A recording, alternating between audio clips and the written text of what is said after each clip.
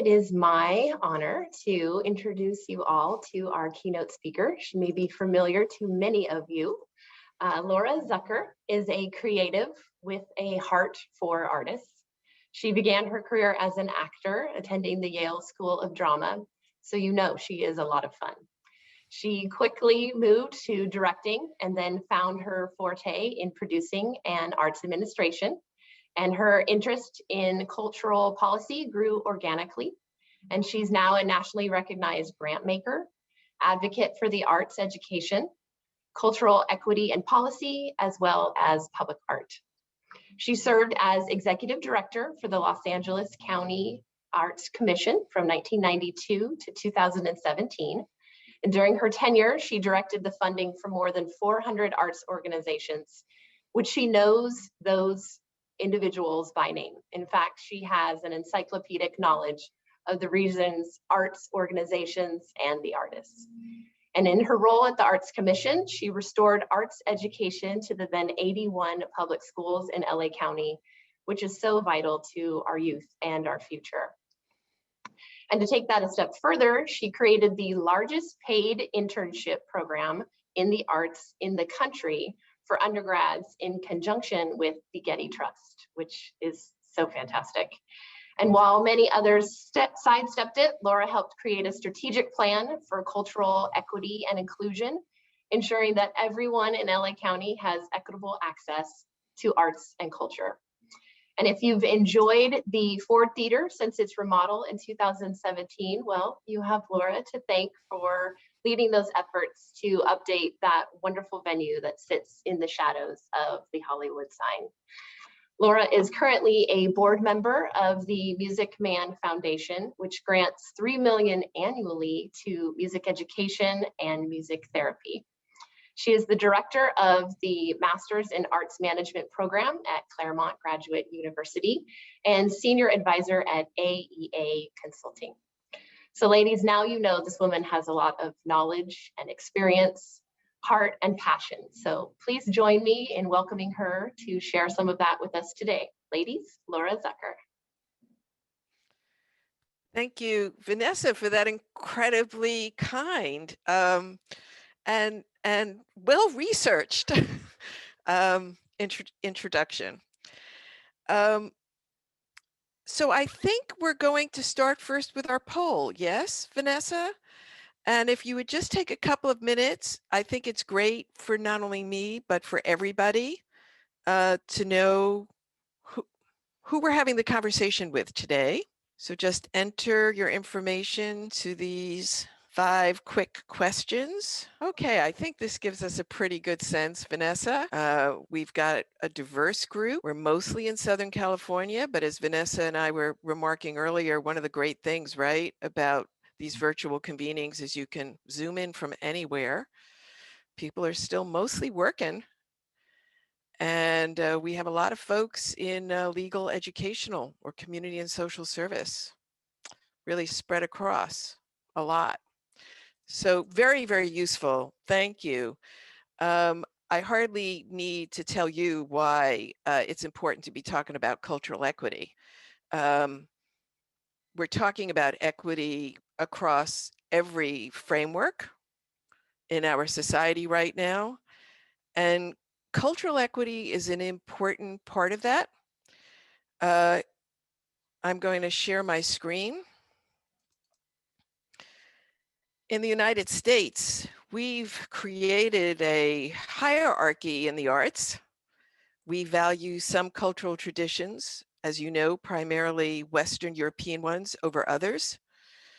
We've divided our world into art with a capital A and everything else, which we have tended to underfund and under support. And if you're really interested in how we got to this place culturally in the United States, I want to recommend a great book. It's called Highbrow, Lowbrow by Lawrence Levine. And maybe Vanessa, you can just put that information in the chat for people who want to follow up on this conversation. It's a fantastic history of the United States culturally and how we got to this place. And now I'm having an interesting issue. Oh, there it goes. Clearly, the discussion about diversity is everywhere now, but why is it more important than ever? Well, in 2040, as we know, the entire United States will become a majority minority nation. And in Los Angeles, we've been majority minority since the 1980s. So the issues of changing demographics are urgent for us in LA today and will be critical for the whole country tomorrow. And we should really be saying now, because today the youth population of the entire United States is majority minority. The future is here, and we need to catch up to it.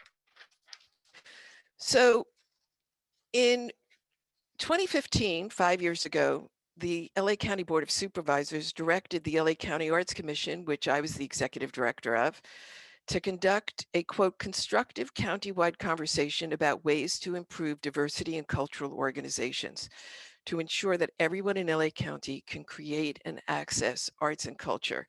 And I want to start off by saying that I know in many ways I was the wrong person to be doing this.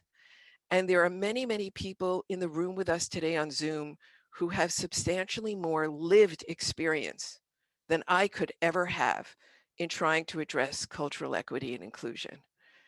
But as a professional arts administrator, it was a topic that I was passionate about, concerned about, and felt that I could bring my ability as a creative strategist to try and translate ideas into actions.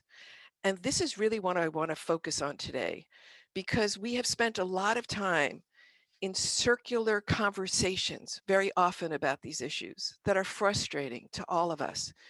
And so we began an 18-month process to look at these 5 areas and develop actionable recommendations to improve cultural equity and inclusion in LA County. And that to me is the key.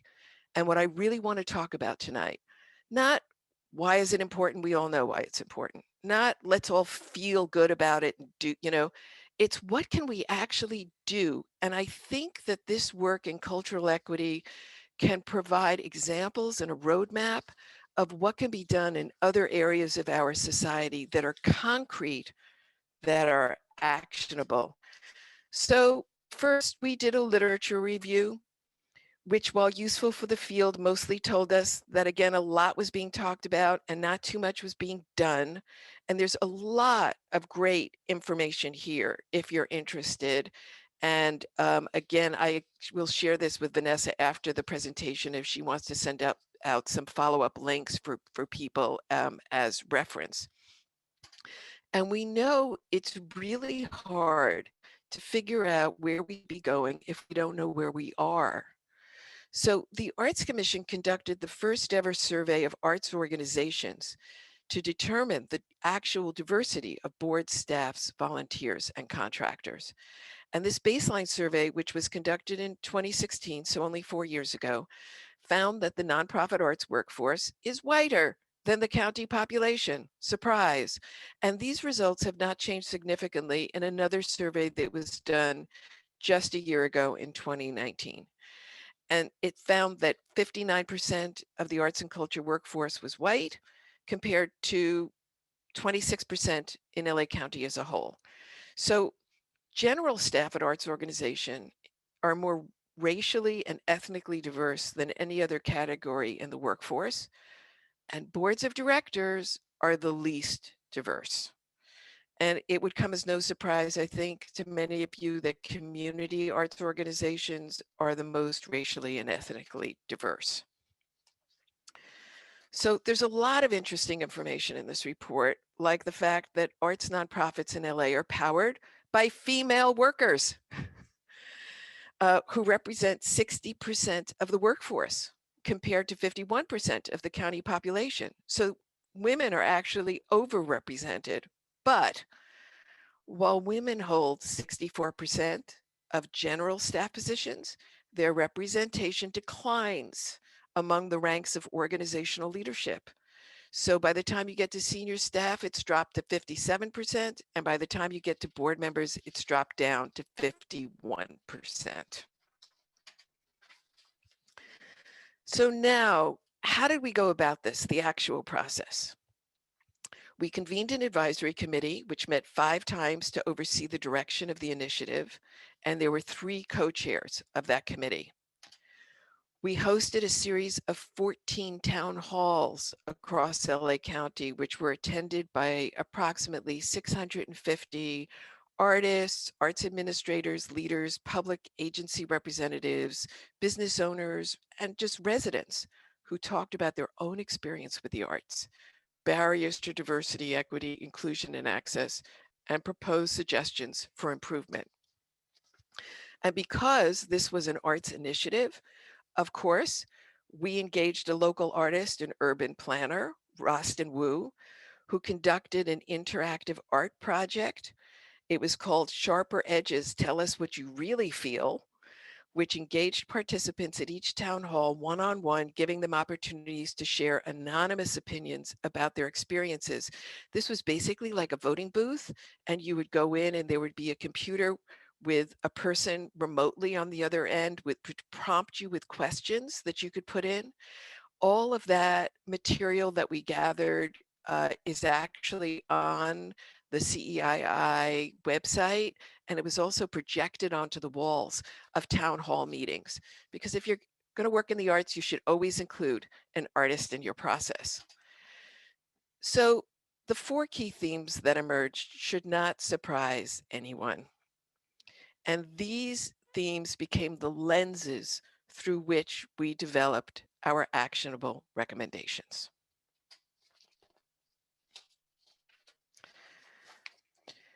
Five smaller working groups reviewed all the suggestions from the town halls, prioritized them, and worked with staff to craft them into actionable recommendations.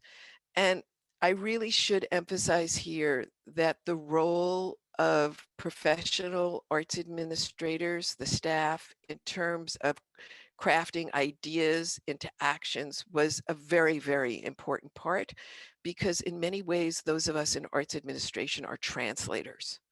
It's listening, it's bringing in, and then it's figuring out how do we help government achieve this. So as the working groups voted to establish their top priorities, we helped them focus on initiatives that LA County itself could undertake, both through the Arts Commission and other LA County government departments, things within our control. And I think this was a very important element, because it's so easy in these kinds of initiatives to come up with recommendations and suggestions for other people to do, but then they don't own them. And the plan sits on a shelf and nothing happens, right? Some of these recommendations build on work that was already being carried out by the Arts Commission or other county departments. Others created new initiatives. Some build on existing partnerships. Others created new partnerships. And in the report, which you can find on the website, the recommendations are listed after much debate in the order of the working group that generated them, because we didn't want to give priority one over the other, but they can also tell a sequential story. And that's how I'm going to talk about them today. I'm going to talk about them in the way that actually I would have liked to have seen them presented.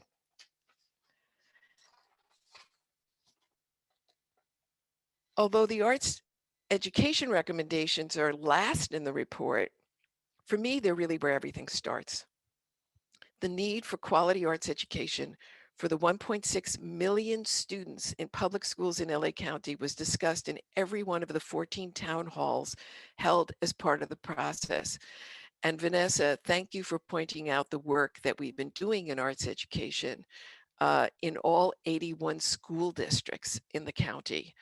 People tend to focus on LAUSD because it has 600,000 students, but they forget that there are a million students who are not in LAUSD. So participants reasoned rightly that if students don't experience quality arts education, they will never realize that creative occupations are a viable career path, never create programming that reflects their cultural traditions, never integrate the consumption of culture into their lives, and certainly never become stewards of the arts. And these recommendations really built on our 20 years of experience as the backbone organization for the Regional Plan for Arts Education, which there is one, which is the LA County Arts Education Collective, and that has its own very rich website with lots of resources. From there, the recommendations proceed logically to bringing the K through 12 world to the real world. This strategy would be a robust partnership with the for-profit entertainment industry, which is particularly interested in supporting it. And that little blue symbol that I've put in the corner means that actually this was one of the strategies that was funded. And I'll talk more about that. As was this one, providing additional opportunities when students are in paid internships, particularly through the community college system, where there is significantly more diversity. And Vanessa alluded to this already very successful program of the Arts Commission. Then it's envisioned that there would be a work center to connect emerging arts leaders to resources that would advance their careers, creating a smooth arc that prepares them for jobs in arts organizations ready and willing to employ them.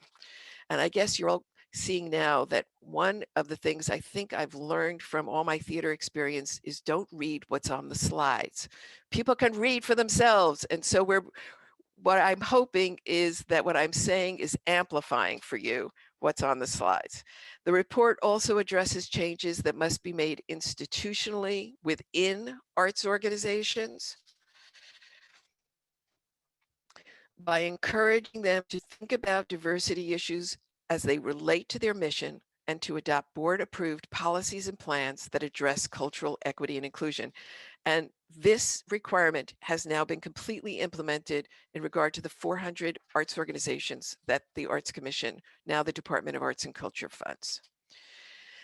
And organizations will be even readier if that grant program, which funds predominantly small and mid-sized arts organizations, expands enough to provide critical resources for staff positions. This initiative called for actually doubling the amount of that program, which is currently $4.5 million to a $9 million grant program. But realistically, existing arts organizations can't be the sole provider of programming throughout a region as large and complex as LA County. New strategies have to happen to reach deeply into diverse communities. And the report proposes addressing this through a radical decentralization of arts funding, utilizing the region's 88 municipalities to provide services on the ground for the 8.8 million people living in cities within the county. Now, this strategy, I believe, is the game changer and the one that I most wanted to see implemented. It would have funded every municipality in the county at $1 per capita that municipality would match in order to fund artists and art collectives on the ground. In addition, better utilization of existing under-resourced venues is envisioned by providing funding and technical assistance to enable parks and libraries throughout the region to ramp up both the quality and amount of arts programming. Most of this proposed funding would go directly to parks and libraries with a small amount for capacity building and technical assistance. You know, we've got these centers everywhere. Why not utilize them more effectively? So it also calls for the development of a new funding stream through a requirement for private developers in the unincorporated areas. There's over 1 million people living in those areas in LA County. And we still don't have a public art requirement for private developers in LA County, although I was able to initiate one for the county's own capital projects. Something I tried to get for close to 20 years, Still hasn't happened, but we're very close. I think it could happen. This, by the way, is the only revenue generating strategy and would create about $3 million a year available for cultural programming. Of course, all the programming in the world won't do anything if no one knows it's happening. Communications, if you remember, was another recurring topic of discussion through the town halls, and there are 2 recommendations that address this critical issue. The first would enable individual arts organizations to extend their reach through grants to support their marketing efforts. Unfortunately, nonprofit arts organizations, often the first thing they cut is marketing and communications, which is really, really sad. And then the second envisions marketing our region's robust cultural calendar, which lives, by the way, there is one on the Discover LA website through the LA Convention Bureau. If you haven't been to visit that, you should. It's a fantastic resource to find cultural events in every corner of the county, but many of you probably don't know it exists. So a good reason to expand its reach. All of these recommendations are geared toward system change, building on what we already know works well, like the internship program or programming in libraries, or thinking of new ways to move the needle, like regranting to cities and an intra-county marketing campaign. But to really affect change in a large, complex system over time requires an articulated policy, one that spells out the values and goals that will cascade through every aspect of what the county does. And this recommendation for a countywide cultural policy could lead to the full integration of arts and culture in the lifeblood of all county programs. And the county has now adopted a comprehensive cultural policy, which, by the way, is the first of any county in the United States. Pretty cool. The county is also taken up this recommendation to embed artists as creative strategists to bring fresh eyes to our most intractable challenges. So, for example, 2 artists were embedded in the very first year of this program, one in libraries to help them figure out, regional programming in every library, and one in the registrar recorder, where an artist was able to develop a whole campaign to encourage people who consider themselves disenfranchised to vote. I believe that the arts can be an effective partner on almost any issue. And to that end, we were able to implement a new $500,000 a year grant program to fund non-arts organizations using the arts in service to their mission. And I teach a master class at CGU. It's all about this kind of cross-sector work. These recommendations work together seamlessly to envision a region where the arts are not only one of our largest economic drivers, but they are also woven into the fabric of our lives, every part of it. Now, some of this can happen through intention, but inevitably we come to the last key theme of the town halls: funding. Resources make all these recommendations happen and speak volumes about intention. And Los Angeles has an opportunity to lead the nation in this regard. But while LA County has invested majorly in the arts for more than a century, there is significant and different work to be done so that all residents have equal and meaningful access to the arts and the benefit they provide. The total cost of implementing all the recommendations in this report would be about $25 million annually. That's less than the amount provided by the county to one large arts institution, the Music Center, each year. Right now, implementing all the recommendations that had the little blue star, which is what's being funded, will cost less than $1 million. The Board of Supervisors basically picked the least expensive recommendations to implement. What does this tell us about priorities? This pandemic year has created new stresses on our most vulnerable arts organizations, but it's also created an opportunity for organizations to radically rethink their priorities and reach new global audiences. For example, just as this group is able to include people from outside of Los Angeles now, La Plaza de Cultura y Artes, which is our Mexican-American cultural center in downtown Los Angeles, the executive director has been telling me that they've never had larger attendance than they have now on their Zoom events, and they're getting attendance from all over the world, particularly South America. So a challenge for all of us, and Vanessa and I were talking about this, is how do we keep this global reach while still maintaining what's important to us about person-to-person contact. Until the 2008 recession, funders, unlike the 2008 Great Recession, funders have stepped up now during the pandemic because, of course, their assets have continued to grow as the stock market continues to inexplicably soar. And with more money available than ever, funders are rethinking their priorities. You may have seen that just 2 days ago was announced a $38.5 million COVID-19 arts relief fund that Los Angeles has targeted with cultural equity components. However, I must tell you that funders are still trying to figure out how to uncouple funding from size, which perpetuates inequities. As we continue to move from discussion to action, there's a lot still left to do. And I would encourage your questions and your thoughts about any of this.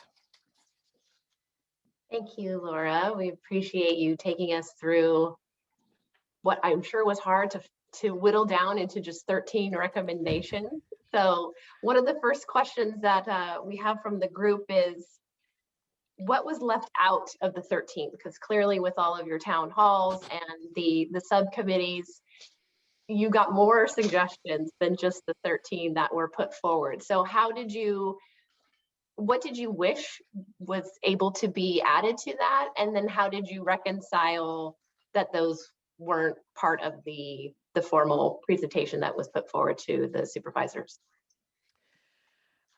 I don't think there was anything that we felt that was critically important that we really believed would move the needle that was left out. But the biggest, I think, debate that happened in the working groups was how extensive the reporting and accountability requirements should be for arts organizations themselves who were being funded by the Arts Commission. So we ended up with the requirement to require a statement, policy, or plan, basically dependent on the organization size. So the smallest organizations have to submit a statement in order to just qualify for grant money. Mid-sized organizations, a cultural equity policy, and the largest organizations, a plan, with the idea that this would push them, and they had to be board approved, to have a real conversation about this and real thinking about how this aligns and addresses mission. But there was a lot of debate about what kind of requirements there should or should not be in terms of diversity on boards, on senior staff, about benchmarks. And ultimately, it was the wisdom of the group that not to go there at this time. Great, thank you. And again, if there's anyone in our group that has a question, I see Jenny's hand raised. So go ahead, please, Jenny. Hi, I just want to thank you so much for this amazing presentation. It really gives perspective. I think so often we get caught up with so much going on in the world, so much, that we don't think about how the arts really can answer so many questions and solve some problems. And one of the things that occurred to me is that with so many issues in schools and education with children and all the way up, I look at, there are so many kids now that have special needs, right? They're saying so many more special needs than they've ever seen.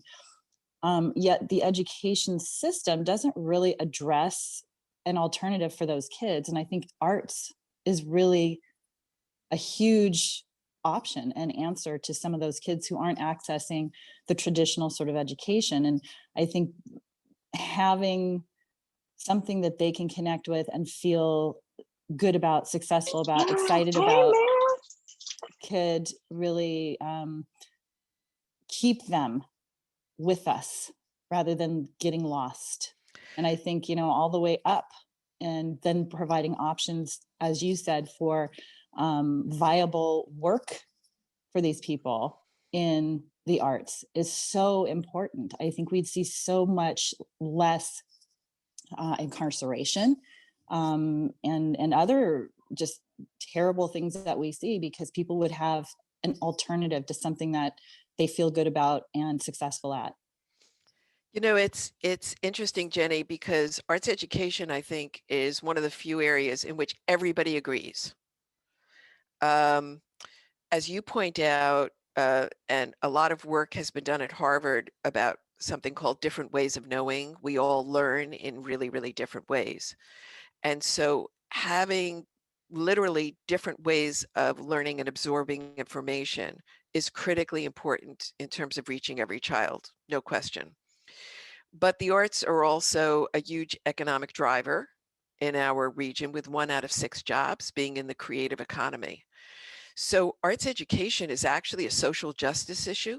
A lot of people don't realize, because unless every child in public school gets quality sequential arts education, they may not be aware of or able to qualify for one of these 1 out of 6 jobs in the creative economy. And the Arts Commission did an interesting study where it looked at the 80 baseline creative occupations that Otis has done an economic impact report on each year. And it found, much to our surprise actually, that half of them, 40, only require a high school degree, don't even require undergraduate. So these are within our grasp to be able to provide the tools for everyone. The nonprofit arts community is passionate about arts education because for arts organizations, it's obviously audience development. But the entertainment industry has really come to the table on this because for them, it's their pipeline for people to fill jobs. And, everyone has a different reason for supporting arts education. Teachers love it, we found out, for none of those reasons. They love it because it increases the ability of students to get along well in the classroom. And they're focused on classroom management, right? And their day-to-day challenges. So it addresses something different for everyone, but we are all in agreement it's critical. The problem is that, and a national survey shows, by the way, that I think 98% of parents support arts education because everyone wants a well-rounded education for their child. Everyone wants a child to be exposed to all the possible opportunities, because you never know what someone's going to respond to and what's going to click with them. But what we have found over the 2 decades we've been working in the trenches in arts education is that as much as superintendents and principals and teachers are supportive, they have real obstacles in terms of time in the school day, in terms of pressures on testing. And so our arts education initiative has been working with school districts to develop their own policies and plans, and then give them the tools to implement them, very often now through the integration of the arts into every subject matter. And I'll stop there unless people want to talk more about arts ed. Great. Well, there's a comment from the chat that they really appreciate the social justice economic connection. So it's so vital and so important. Another question came out about the interactive art booth that you mentioned that you had at the town halls, and how that material that was gathered there was then also used within the campaign. So they'd like to hear a bit more about kind of those successes, or where you can continue to use the information that is gathered to further the cause. Yeah, you know, Rostin Wu is a really, really talented civic strategist artist who conceived of this project.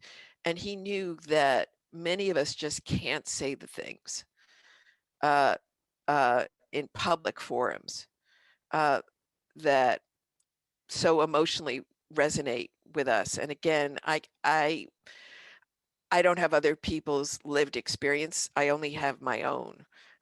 But I actually went into the booth and I shared something that I had never shared that I will tell you, because now I feel freer about it. When I was at Yale, as Vanessa said, I started as an actress, and I was an actor for 2 minutes.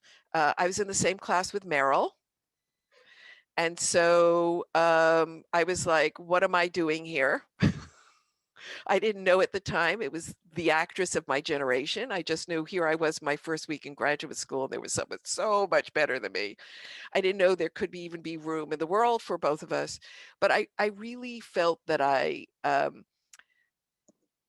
the end of the day, which has turned out to be true, I was much more left brain than right brain. And I started to be encouraged by some people to move toward directing. And so I went to the head of the department and told him that I wanted to change from the acting program to the directing program, and to talk about that. And he looked me in the eye, this was 1972, and said to me that women don't direct.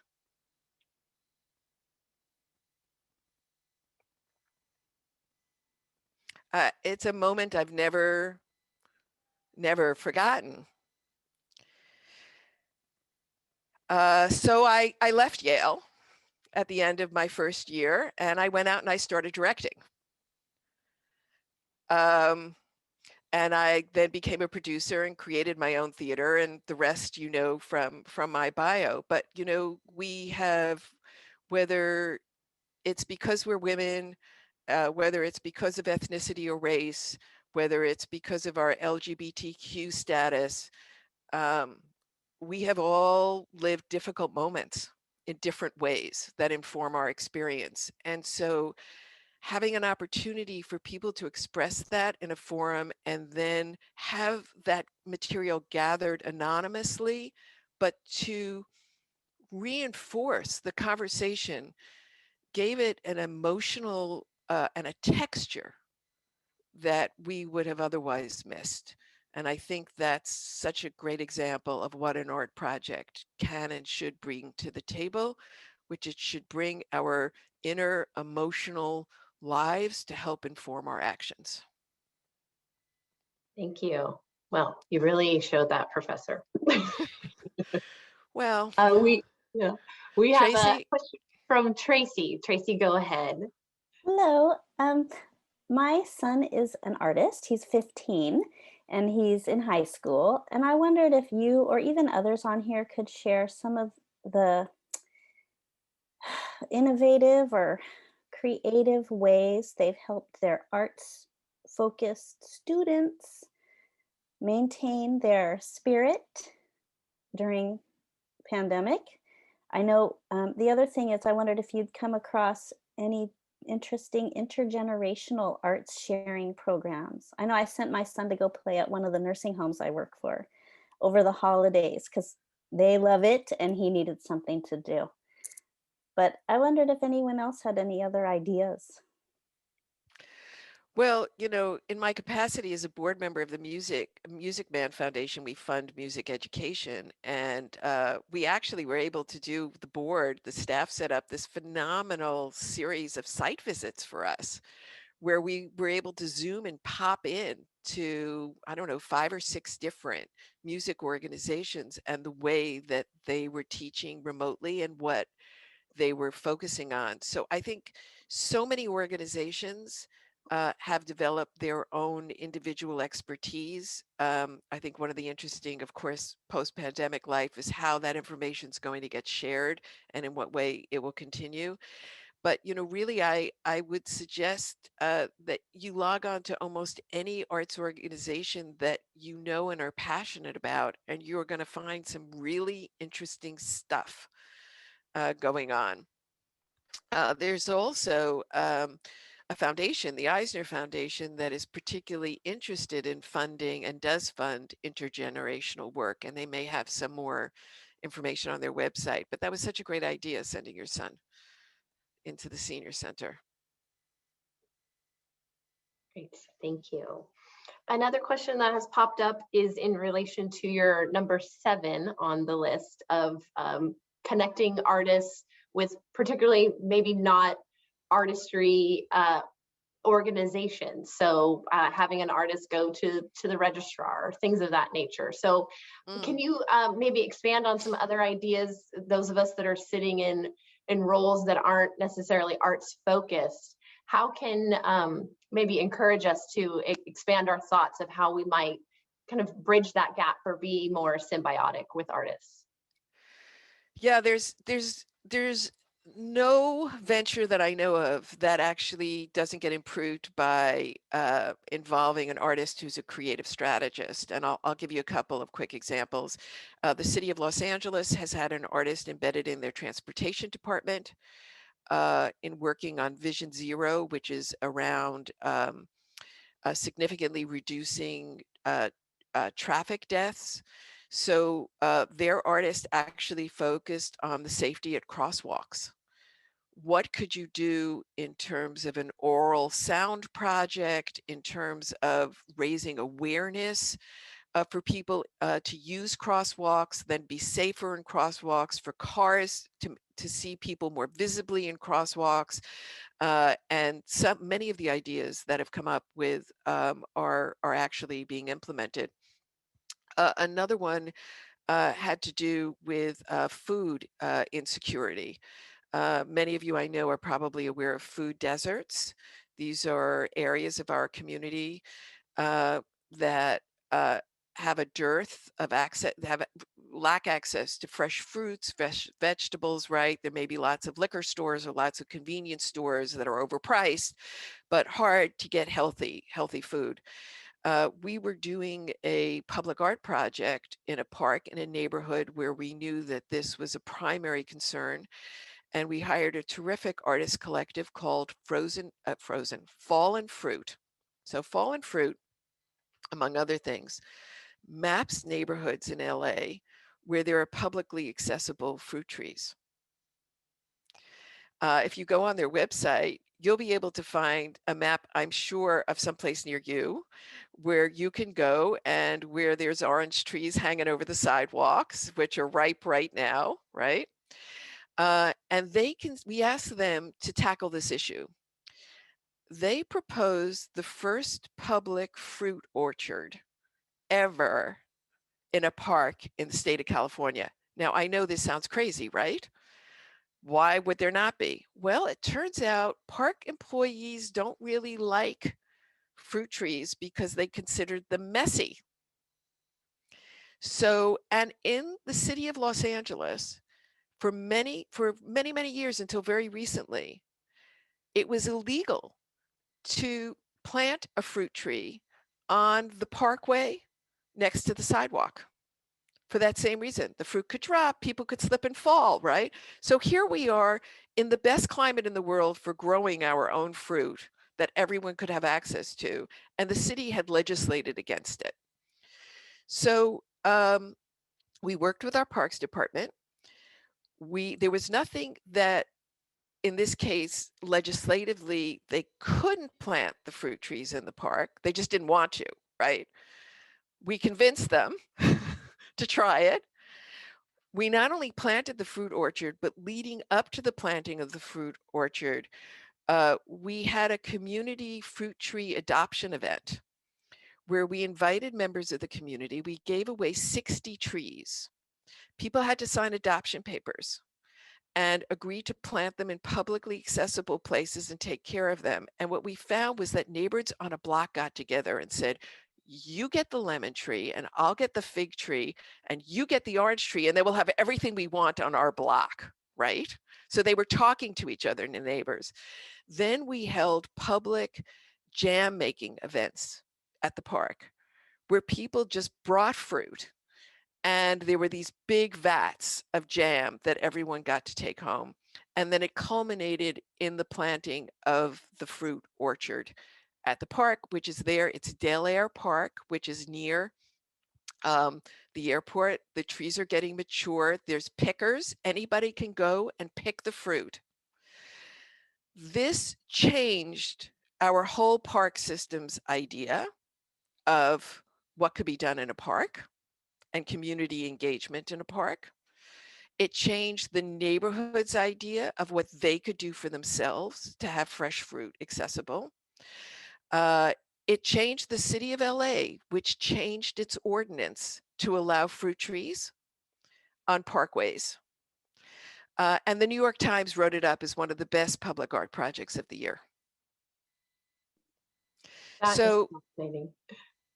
you know, delve into almost any issue, and a creative strategist can find new ways to bring people together and bring attention to it. It's kind of cool.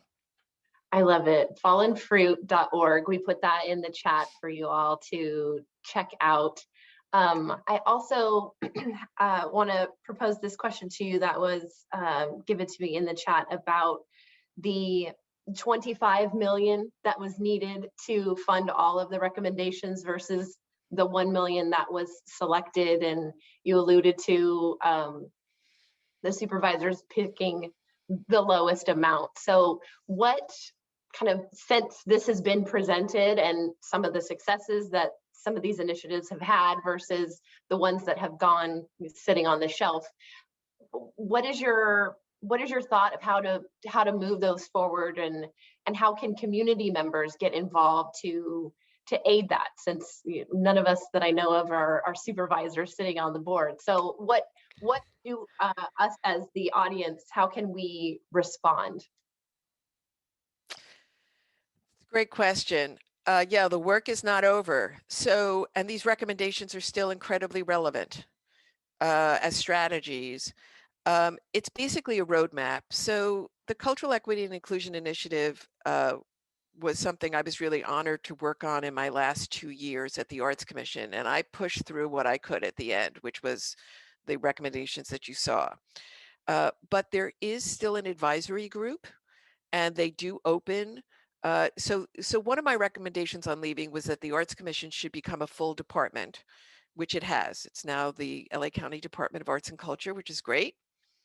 My successor, Kristen Sakota, who's terrific, is using this as a roadmap to start working on new initiatives. The CEII advisory group still, as I said, is going on. You can go to the LA County Department of Arts and Culture's website, and I believe there's a way they just reselected a group, but it's rotating. I think there's terms that people serve.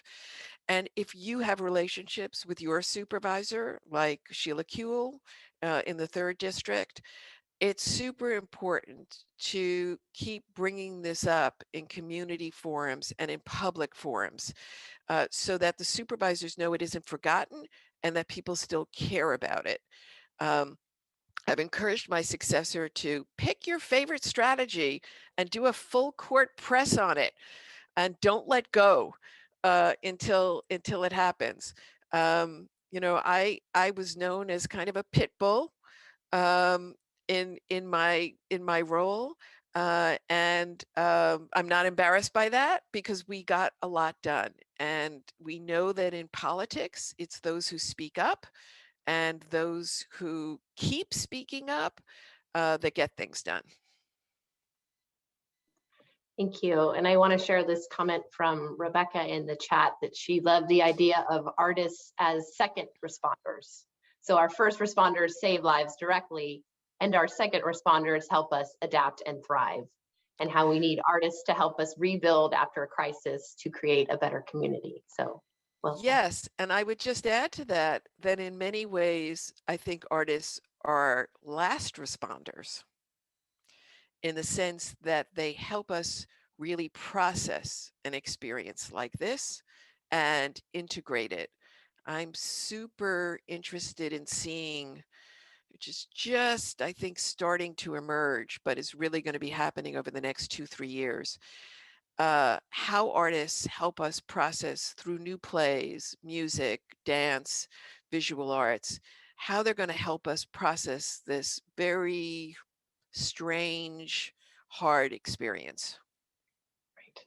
And going back to your integrated comment, how might we in our organizations best connect with these artists? So you mentioned fallen fruit, or a visual artist or a glass blower. Like, where would you recommend those that are in leadership go to make that connection with these artists? Well, that's a great question too, because not all artists are prepared or want to work in civic space, right? Some are happy just to paint in their studio. So it is a certain subset of artists, although it's a really growing group that are interested in this kind of social change, social interaction. Grace Ramirez Gaston, who is the director of civic art at the LA County Department of Arts and Culture, for anyone who's really serious about this and who would want an introduction to her, would be a fabulous person to be able to know who might connect the right artist to the right project. Also, Kim Glan, there's actually a person at the Department of Arts and Culture who works now in the cross-sector with multiple county departments world, could also actually maybe even be a better person, because you don't want just anyone. You really need a civically focused artist. And if you notice our public art program, I actually, when we created it, because it was created during my tenure, we called it civic art, because I think there's a difference.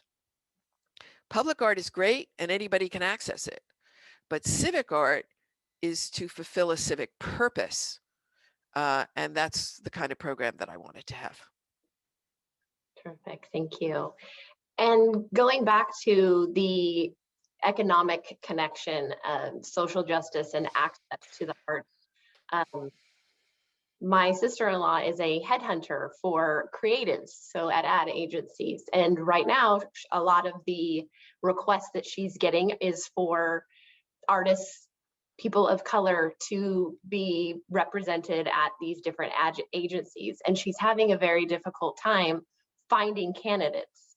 And there are a couple art programs on the East Coast that are really great. They have a diverse student body, but that isn't the case at all of these art programs. So I'd love to hear your response on, you've discussed arts education at the beginning, at the elementary school age, to get the exposure so that these students know that these art occupations are even out there, more or less even available to them. So how can anyone be a part of kind of opening that exposure so that the end funnel, we have more representation? Well, I see someone has posted a suggestion about this, which would be great. I don't buy there are no candidates out there. If people ask what comes first, the chicken or the egg, the answer is the egg. In every area of our work where we say we can't, quote, find people, we have always grown our own. So, for example, it's always been, there's such a demand for development people working in advancement, fundraising. There's always more demand than there are people. And I always advise arts organizations. I've always advised them to grow their own. What you want is you want to find someone with the passion, the basic skills in development that would be a good storyteller, a good writer, right? An English major like me. And then it's really not that hard to train people up and give them the specific tools that they need to succeed in a job.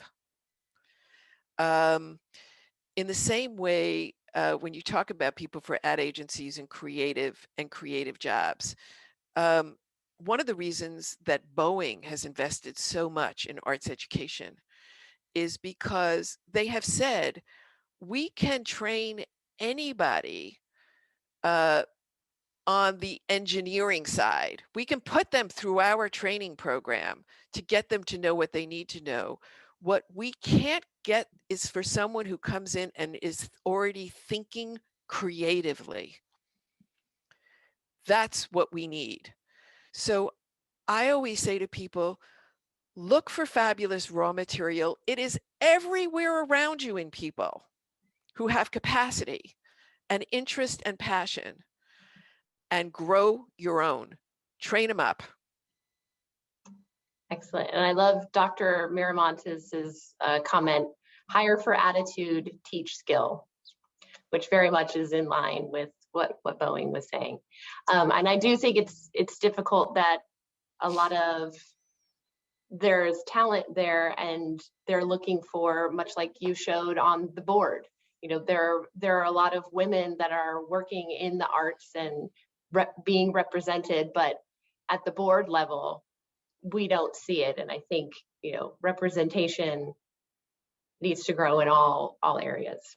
Well, and as I'm sure you know, right, California, thanks to friends of mine, actually, who really helped pioneer this, California has passed a law that publicly traded companies of a certain size have to have a woman on their board of directors. And lo and behold, suitable women were found. Come on, give me a break. And I think next year it's getting to be 2 women. Wow. You know, come on, guys. Get out of your comfort zone and help people get there. Fantastic. Thank you. A lot of comments, preach and hallelujah, supporting what you just shared with us. So, and to that point, you know, nothing. Yeah. Please go ahead. Sorry, go ahead. No, you. All right. Well, with such passion and such knowledge, one of our members would like to know what's next for you. What is on the horizon? You know, I am in such a great place, despite, of course, pandemic world problems and stresses that everyone has, because I get approached about projects literally every week. And so, first of all, I'm teaching, right? As you mentioned, at CGU. I can't tell you how much I enjoy it. I feel that my students teach me about what's happening now and keep me connected and grounded and force me to stay current, because otherwise it's so easy, you know, to start falling behind. So I really, really love that, and it grounds me. Even teaching on Zoom has been a really interesting, amazing experience where I've had to learn a whole new set of skills, and I love to learn new things. And then, as I said, I get approached about many, many different projects. So I'm really in a position to be very fortunate to pick and choose the things that sound really fascinating and interesting to me. So some of the ones that I've been involved in was pre-pandemic. I helped the city of Santa Clarita was thinking about building a 3,000 to 6,000 seat amphitheater up in Santa Clarita, and I led a team that did a feasibility study and figured out how that might fit into the programming ecology of Los Angeles. I hope they build that. It would be like way cool. And we found a way to do it so water would run all the way through it. I was advising some folks who are doing a history of philanthropy in a book on the history of philanthropy in Los Angeles, which was fascinating, and I'm continuing to work with.